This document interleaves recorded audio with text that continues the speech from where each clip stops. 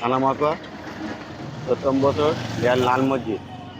তো পানীয় জলের সমস্যা আপনাদের কেমন রয়েছে এখানে? ও তো পানীয় জলের মধ্যেই তো বললাম, সব রাতের পর থেকে সোমবার থেকে পানি জলে খুব অসুবিধে।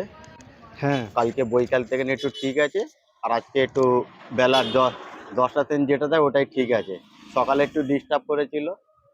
সোমবারের পর থেকে না আপনার একটু পুরো আজকে বৃহস্পতিবার, মানে কালকে অবধি, কালকে বুধবার, সোমবার থেকে বুধবার অবধি জলের প্রচুর সমস্যা ছিল। জলটা আপনাদের এখানে আসছে সেটা কি খাবার উপযুক্ত? না, সেটাতে কি করেন আপনারা তাহলে? আমরা হয়তো রান্না করার জন্য আর গোসল করার জন্য, থালা বাসন ধোয়ার। পানীয় জল কিভাবে কোথা থেকে পান?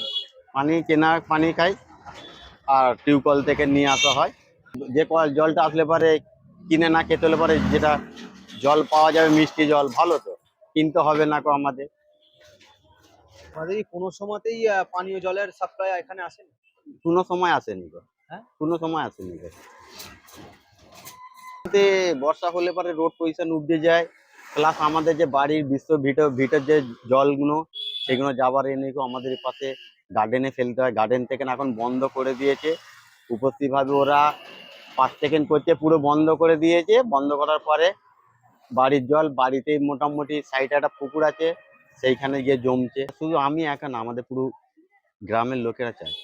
কি চাইছে? বলা হয়েছিল হ্যাঁ। কর্পোরেশন থেকে করার যে অনেক কিছু, অনেকজন ভিডিও আগে ওইখানে রাস্তা পুরো জল জমে নোংরা হয়ে থাকে কদিন ধরে শুনলাম।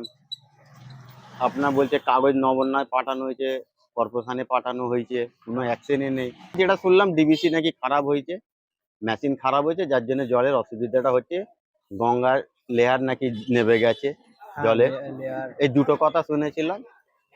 তো অসুবিধাতে মানে শুধু আমার একা হচ্ছে না, সমস্ত লোকের, এই গ্রামের লোকেদের অসুবিধা হচ্ছে।